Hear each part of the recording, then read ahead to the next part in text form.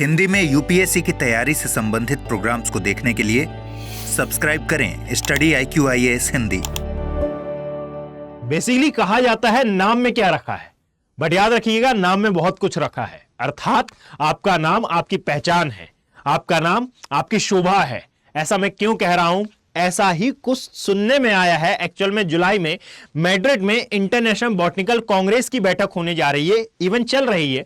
21 से 27 मार्च तक ये चलेगी और बैठक संपन्न होने से पूर्व ही यहां पर एक महत्वपूर्ण फैसला लिया गया है कि लगभग 200 से अधिक पौधों के जो साइंटिफिक नेम है उनमें से इस के वर्ड को हटाया जाना है। जी हां, बिल्कुल, जो अल्फाबेट में के वर्ड आता है इसे हटाया जाना है। ऐसा क्यों है और क्यों यहां पर के वर्ड को अपना अपमानजनक दृष्टि से या फिर अपमानजनक माना जाता है?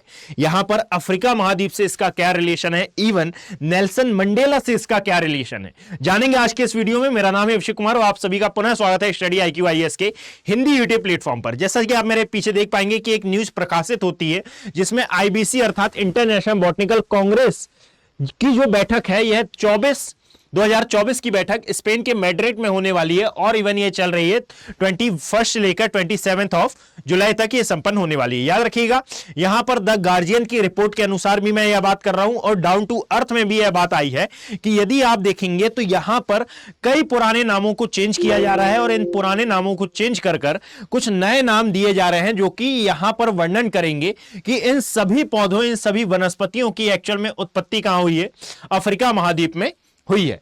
याद रखें कि यह न्यूज इसलिए भी इंपॉर्टेंट हो जाती है क्योंकि यदि आप हाल ही में देखेंगे तो अभी कई ऐसी वनस्पतियां हैं, कई ऐसे पौधे हैं जिनके नाम आप देखें कि एडोल्फ हिटलर, माओ जेडोंग जो कि संबंधित हैं बेसिकली यहां पर व्लादिमीर लेनिन। और यहां पर यदि आप देखोगे तो आज के युग में इनका जो नैतिक मूल्य था और इनकी जो गतिविधियां थी इनको बहुत ही हीन भावना की दृष्टि से देखा जाता है। मुझे आई थिंक बताने की आवश्यकता नहीं है एडोल्फ हिटलर के बारे में, माओ जेडोंग के बारे में, और ये जितने भी नाम यहां पर आप मेरे पीछे देख पाएंगे जिसमें से व्लादिमीर लेनिन भी एक हैं। इन सभी की क्रूरता, इन सभी के कृत्यों के बारे में मुझे वर्णन करने की आवश्यकता नहीं है। इनके द्वारा या फिर इनके नाम के आधार पर जिन वनस्पतियों का, जिन पुष्पों का नामकरण किया गया ये आज भी एज ए टेस्ट चले आ रहे हैं। भाई इसमें समस्या क्या है? यदि चले आ रहे हैं तो चले आने दीजिए, परंतु याद रखिएगा कि इसका केवल और केवल इतना पहलू आपको नहीं देखना है। इसके अलावा यदि आप देखेंगे, याद रखें एक वर्ड होता है कैम्फ्रा। यहां पर ये कैम्फ्रा का क्या अभिप्राय है?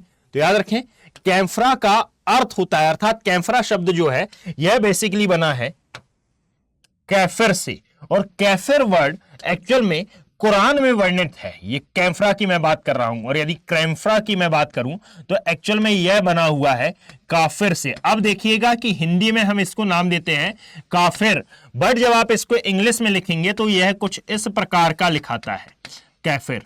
क्लियर? ये कुछ इस प्रकार का आप इसको लिखते हैं। अब याद रखें कि इसका अर्थ होता है अविश्वासी या फिर नास्तिक। अब इसका वर्ड यानी कि इस वर्ड की मीनिंग पर मैं ज्यादा नहीं जाऊंगा, कारण यह है कि यह स्वयं में बहुत ज्यादा डिस्प्यूटेड वर्ड है। बट यदि आप इसको अफ्रीका महाद्वीप के कंटेक्स्ट में देखेंगे तो अफ्रीका में कई ऐसी वनस्पतियां हैं, कई ऐसे पुष्प हैं, कई ऐसे पेड़ पौधे हैं, यानी कि उनके साइंटिफिक नाम की मैं बात कर रहा हूं, जिनके लास्ट में कैम्फ्रा वर्ड आपको देखने के लिए मिलेगा। और वर्ष 1948 की यदि हम बात करते हैं तो याद रखिएगा कि यहां पर दक्षिण अफ्रीका वाले क्षेत्र में यदि आप देखोगे तो एक व्यक्ति थे जिनका नाम था डेनियर मेलिन, है ना। ये डेनियर मेलिन की जब सरकार आई थी तो यह जो कैम्फ्रा वर्ड था ये बहुत ही ज्यादा सुनने में आया था। अब इसका अर्थ क्या होता है? तो यहां पर इसका अर्थ होता है वे सभी अविश्वासी लोग जो भी नैतिकता को नहीं मानते हैं उनकी हत्या कर दी जाए। यह मैं नहीं बोल रहा हूं, यह उस समय परिभाषा के आधार पर चलता था जब अफ्रीका महाद्वीप, इवन दक्षिण अफ्रीका जहां से नेल्सन मंडेला भी बिलोंग करते थे, वहां के लोगों का मानना यह था कि भाई ये जो श्वेत और आश्वेत के मध्य जो विवाद चला आ रहा है इसमें जो आश्वेत हैं ये ज्यादा उच्च हैं और जो श्वेत हैं ये ज्यादा उच्च हैं और आश्वेतों को यहां पर नहीं होना चाहिए। और इसीलिए यह श्वेत वर्ण आश्वेतों पर अत्याचार किया करते थे और नेल्सन मंडेला ने कुछ शायद इसी के कारण अपने मृत्यु के बाद भी अपने इस देह को अमर रखने में प्रयास किया था। याद रखिएगा, नेल्सन मंडेला वही मंडेला है जो कि 27 वर्ष जेल में रहे थे और इन्हें दक्षिण अफ्रीका का पहला अश्वेत राष्ट्रपति नाम दिया जाता है। याद रखिएगा कि यहां पर एक और बात इंपॉर्टेंट हो जाती है कि इन सभी कैम्फ्रा वर्डों को या फिर जितने भी वर्ड्स में के आ रहा है, इनको पहले नहीं माना जाता था कि अपमानित है, परंतु हां 20वीं सदी के अंत आते आते तक इनको बहुत ही अपमानजनक दृष्टि से देखा गया। यानी कि यहां पर एक बुक का नाम आता है जिसका नाम है लॉन्ग वॉक द फ्रीडम। ये long walk the freedom actual में नेल्सन मंडेला के द्वारा लिखी हुई बुक है और उन्होंने इस बुक में डिटेल में यह बताया है कि एक्चुअल में यह जो कैम्फ्रा वर्ड है ये बहुत ही ज्यादा अपमानजनक तरीके से प्रयोग किया जाता था। इसी को मद्देनजर रखते हुए एक्चुअल में यह जो आईबीसी की बैठक हो रही है इसमें यह फैसला लिया जा रहा है कि क्या ऐसे वाक्यों को या फिर ऐसे वर्ड्स को हमें मान्यता देनी चाहिए, और इसीलिए यह विवाद खड़ा हुआ है कि भाई यहां पर इस कैम्फ्रा वर्ड को हटाकर अम्फ्रा वर्ड लगाया जाए। यानी कि ये जो कैम्फ्रा है इसमें हमें दिक्कत नहीं है, परंतु इसके स्थान पर हम यदि प्रयोग कर लेते हैं एम्फ्रा वर्ड तो यह एम्फ्रा वर्ड ज्यादा बेटर रहेगा। जैसे कि यदि मैं उदाहरण के लिए आपके समक्ष प्रस्तुत करता हूं तो पहले जो नाम हुआ करता था एरिथ्रीना कैम्फ्रा, अब इसका नाम बदल कर सकते हैं हम एरिथ्रीना एम्फ्रा। यानी कि यह होता था हमारा कैम्फ्रा, अब यह नाम हो जाएगा हमारा एरिथ्रीना एम्फ्रा। क्लियर? इससे क्या बदलाव है भाई?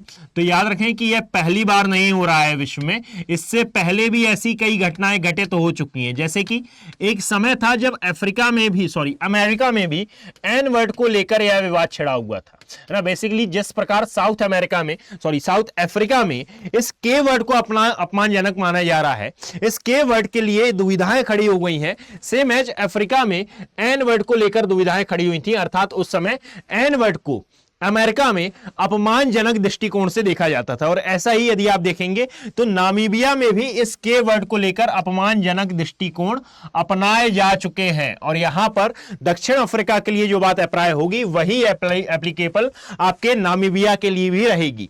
Is that clear? अच्छा, ये एरिथ्रीना कैम्फ्रा और एरिथ्रीना एम्फ्रा क्या है? तो बेसिकली जो तटीय मूंगा वृक्ष होते हैं, मूंगा वृक्ष आप जानते होंगे आई थिंक, है ना, ज्योग्राफी यदि आपने पढ़ी होगी तो ये जो तटीय मूंगा वृक्ष होते हैं एक्चुअल में इन्हें कहा जाता है क्या? इनका साइंटिफिक नाम होता है एरिथ्रीना कैम्फ्रा। अब अफ्रीका महाद्वीप में यदि ये नाम बदलता है तो बेसिकली ये वहीं की जन्मजात या फिर वहां की स्थानिक वृक्ष हैं, तो बेसिकली इनका नाम बदलकर अब कर सकते हैं हम क्या?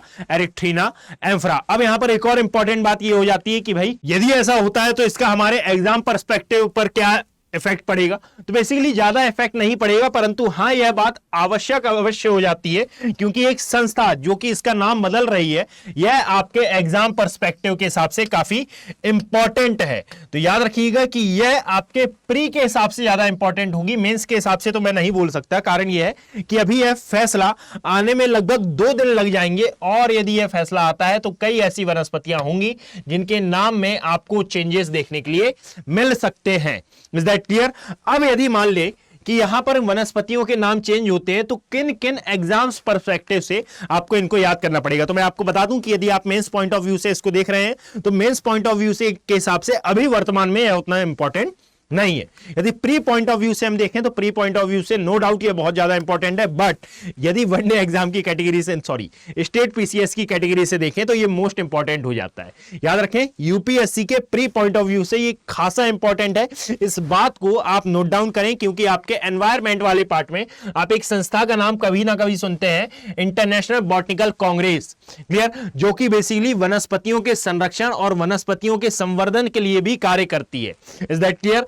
यदि आपको यह जानकारी पसंद आई हो तो इस वीडियो को ज्यादा से ज्यादा लाइक करें, ज्यादा से ज्यादा शेयर करने का प्रयास करें, और यहां पर ज्योग्राफी बाय अभिषेक कुमार पर आप एक बार विजिट जरूर करें। वहां पर इंडियन ज्योग्राफी मैंने पूरी UPSC CSE mains point of view के अकॉर्डिंगली कवर अप कराई है।